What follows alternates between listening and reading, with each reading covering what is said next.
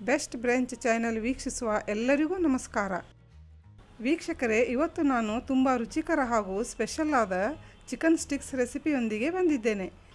ಇದನ್ನು ನೀವು ಫಂಕ್ಷನ್ ಇದ್ದಾಗ ಗೆಸ್ಟ್ಗಳಿಗೆ ಮಾಡಿಕೊಡಲು ಸಹ ಅದ್ಭುತವಾಗಿರುತ್ತೆ. ಬನ್ನಿ ಈ ರೆಸಿಪಿನ ಹೇಗೆ ಮಾಡೋದು ಅಂತ ನೋಡೋಣ.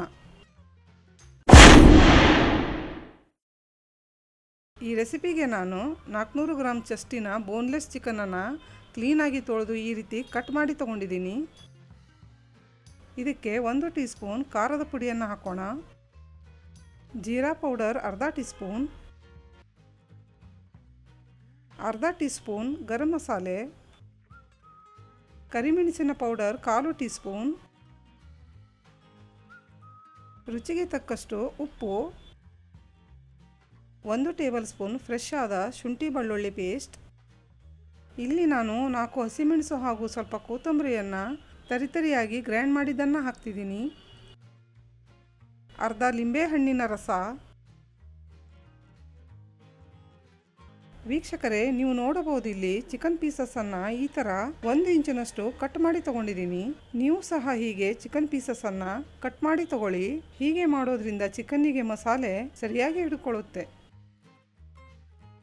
ಇದು ಮಿಕ್ಸ್ ಆಗಿದೆ.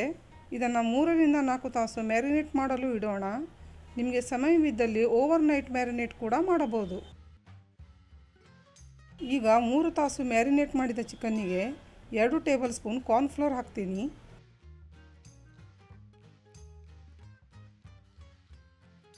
ಒಂದು ಮೊಟ್ಟೆಯನ್ನು ತಗೊಂಡು ಬೀಟ್ ಮಾಡಿಕೊಂಡು ಅದರಲ್ಲಿ ಅರ್ಧ ಮಾತ್ರ ಹಾಕೋಣ.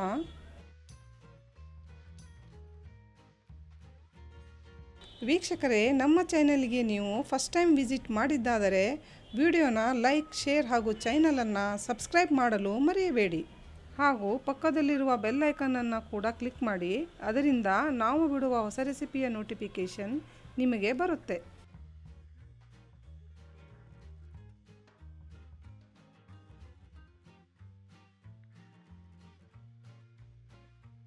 ಇವಾಗ ಚಿಕನ್ ಪೀಸಸನ್ನು ಒಂದೊಂದಾಗಿ ಈ ಥರ ಸ್ಟಿಕ್ಕಿಗೆ ಹಾಕ್ತೀನಿ.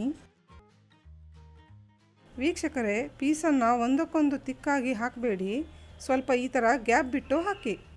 ಹಾಗೂ ಮತ್ತೊಂದು ವೀಕ್ಷಕರೇ, ಈ ಕಡ್ಡಿನ ನಾನು ಮುಂಚೆನೇ ನೀರಲ್ಲಿ 1 ಗಂಟೆ ನೆನೆಯಲು ಬಿಟ್ಟು ಉಪಯೋಗಿಸ್ತಾ ಇದ್ದೀನಿ.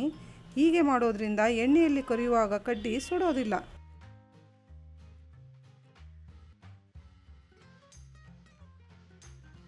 ಎಲ್ಲ ಪೀಸಸನ್ನು ಸ್ಟಿಕ್ಕಿಗೆ ಹಾಕಿ ಆಗಿದೆ. ಉಳಿದ ಮಸಾಲೆಯನ್ನು ವೇಸ್ಟ್ ಮಾಡೋದು ಬೇಡ. ಇದನ್ನು ಈ ಥರ ಪೀಸಸ್ಸಿಗೆ ಹಚ್ಚೋಣ.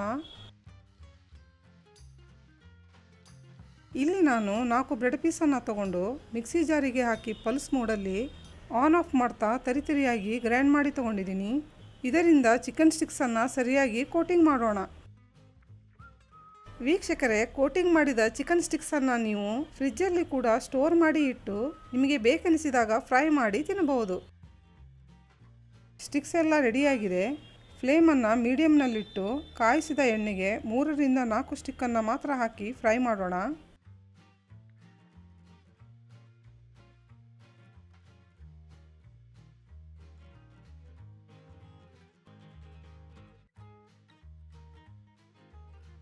ಸ್ಟಿಕ್ಸನ್ನು ಎಣ್ಣೆಯಲ್ಲಿ ಹಾಕಿದ ಮೇಲೆ 2 ನಿಮಿಷ ಡಿಸ್ಟರ್ಬ್ ಮಾಡಬೇಡಿ.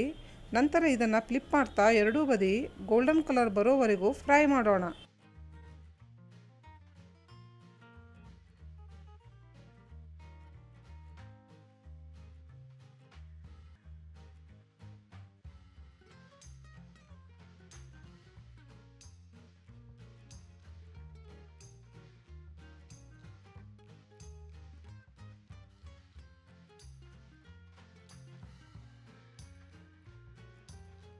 ವೀಕ್ಷಕರೇ, ಈಗ ನಮ್ಮ ರುಚಿಕರವಾದ ಸ್ಟ್ರೀಟ್ ಸ್ಟೈಲಿನ ಚಿಕನ್ ಸ್ಟಿಕ್ಸ್ ಸವಿಯಲು ರೆಡಿಯಾಗಿದೆ.